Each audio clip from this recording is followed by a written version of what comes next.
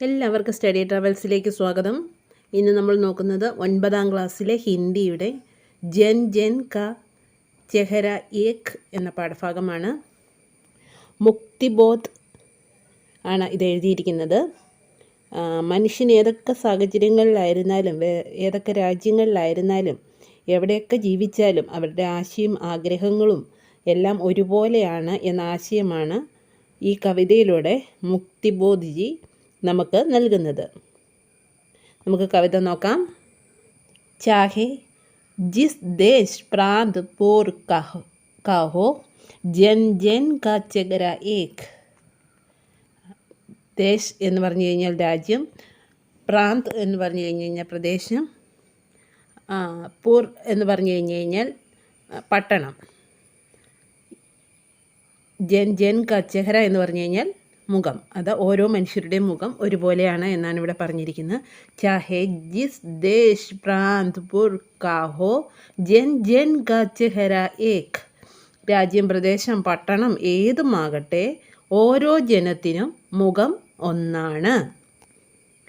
Asia കി, Europe കി, America കി, ഗലിയോം കി ധൂപ് ഏക് ഹെ. ഏഷ്യക്ക്, ഏഷ്യയുടെ, യൂറോപ്പ്ക്ക്, യൂറോപ്പിൻ്റെ, അമേരിക്കക്ക്, അമേരിക്കയുടെ, ഗലിയോം, ഗലിയോം എന്ന് പറഞ്ഞു കഴിഞ്ഞാൽ തെരുവ്, ധൂപ്പ് വെയിൽ, ഏക് ഒന്ന്. അതായത് ഏഷ്യയിലെയും യൂറോപ്പിലെയും അമേരിക്കയിലെയും തെരുവുകളിലുള്ള വെയിലും ഒന്നാണ്. കഷ്ട് ദുഃഖ് സന്താപ് കി ചെഹരോം പർ പടി ഹുയി ജുരിയോം കാ രൂപ് ഏക്. കഷ്ട് ദുരിതം, ദുഃഖ് ദുഃഖം, സന്താപ് സങ്കടം.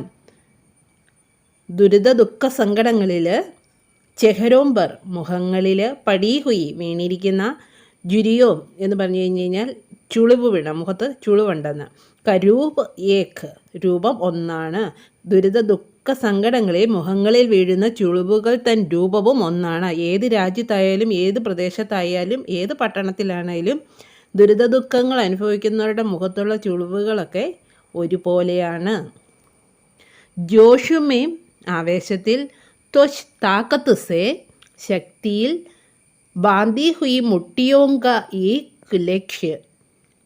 ആവേശത്തിൽ, ജോഷ്മേ എന്ന് പറഞ്ഞു കഴിഞ്ഞാൽ ആവേശത്തിൽ, താക്കത്ത് എന്ന് പറഞ്ഞു കഴിഞ്ഞാൽ ശക്തി, ബാന്തി ഹുയി എന്ന് പറഞ്ഞു കഴിഞ്ഞാൽ ഇങ്ങനെ ചുരുട്ടി പിടിക്കുന്നത്, മുഷ്ടിയോ മുഷ്ടി, അതായത് മുഷ്ടി, ചുരുട്ടിയ മുഷ്ടിക്ക ഏക് ലക്ഷ്യ, അതിൻ്റെ ലക്ഷ്യവും ഒന്നാണ്. അതായത് ആവേശത്തിൽ ശക്തിയോടെ ചുരുട്ടിയ മുഷ്ടികളുടെ ലക്ഷ്യവും ഒന്നാണ്. ഇത്രയുമാണ് ഈ കവിതയിലെ ഈ ഭാഗത്ത് പറഞ്ഞിരിക്കുന്നത്. ഒന്നുകൂടി നമുക്ക് നോക്കാം. ചാഹെ ജിസ് ദേശ് പ്രാന്ത് പുർ കാഹോ ജൻ ജൻ കാ ചെഹര ഏക്. एशिया की, यूरोप की, अमेरिका की, गलियों की धूप एक. कष्ट दुख संताप की चेहरों पर पड़ी हुई झुर्रियों का रूप एक. जोश में तो ताकत से बांधी हुई मुट्ठियों का एक लक्ष्य. അടുത്ത ഭാഗം നോക്കാം. पृथ्वी के गोल चारों ओर से धरातल पर है जनता का दल एक. ഏക് പക്ഷ്. പൃഥ്വി ഭൂമി, ഗോൾ എന്ന് പറഞ്ഞു കഴിഞ്ഞാൽ ഗോളം, ചാരോ മൗർസെ എന്ന് പറഞ്ഞു കഴിഞ്ഞാൽ നാല് ചുറ്റും നിന്നും, ധരാതൽ പർ ഭൂതലത്തിൽ അല്ലെങ്കിൽ ഭൂനിരപ്പ് അല്ലെങ്കിൽ ഉപരിതലം, ജനതാക്ക ജനങ്ങൾ, ദൾ ഏക്, ദൾ എന്ന് പറഞ്ഞാൽ ഗ്രൂപ്പ് അതായത് കൂട്ടം, ഏക് പക്ഷ് അവർ ഒരു പക്ഷവുമാണ്. അതായത് പൃഥ്വിക്ക് ഗോൾ ഭൗമഗോളത്തിൽ, ചാരോ മൗർസ എന്ന് പറഞ്ഞാൽ നാല് ചുറ്റും നിന്നുള്ള, ധരാതൽപ്പർക്ക് ജനതാക്ക ദളിലേക്ക് ഭൂനിരപ്പിലെത്തുന്ന ജനങ്ങളുടെ കൂട്ടം ഒന്നാണ്, ഏക് പക്ഷ് പക്ഷവും ഒന്നാണ്. ജൽത്താ ഹുവ ലാൽ കി ഭയാനക് സിത്താര ഏക്. ജൽത്താ ഹുവ എന്ന് പറഞ്ഞു കഴിഞ്ഞാൽ കത്തുന്ന അല്ലെങ്കിൽ ജ്വലിക്കുന്ന, ലാൽ കി ചുമന്ന, ലാൽ എന്ന് പറയുന്ന ചുവപ്പ് കളറിനെയാണ്, ലാൽ കി ചുവന്ന, ഭയാനക് ഭയാനകമായ, സിത്താര സിത്താര എന്ന് പറഞ്ഞു കഴിഞ്ഞാൽ നക്ഷത്രം, ഏക് അതായത് ഭയാനകമായി കത്തുന്ന ചുമന്ന നക്ഷത്രവും ഒന്ന്. ഉത്തിത് ഉസ്ക വികരാൽസ ഇഷാര ഏക്. അതായത് ഉത്തേജിപ്പിക്കപ്പെടുന്നതിൻ്റെ ഭയാനകമായ ഇഷാരയും, ഇഷാര എന്ന് പറഞ്ഞ അടയാളം, വികരാൽസ എന്ന് പറഞ്ഞു കഴിഞ്ഞാൽ ഭയാനകമായ, ഉത്തീപ്ത് എന്ന് പറഞ്ഞു കഴിഞ്ഞാൽ ഉത്തേജിപ്പിക്കപ്പെടുന്നതിൻ്റെ ഭയാനകമായ അടയാളവും ഒന്നാണ്.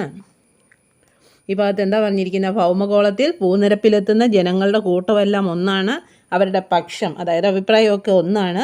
ഭയാനകമായി കത്തുന്ന ചുവന്ന നക്ഷത്രവും ഒന്നാണ്, അത് സൂര്യനെ ആയിരിക്കും സൂചിപ്പിച്ചിരിക്കുന്നത്. ഉത്തേജിപ്പിക്കപ്പെടുന്നതിൻ്റെ ഭയാനകമായ അടയാളവും ഒന്ന് തന്നെയാണ്. അടുത്തത് നോക്കാം.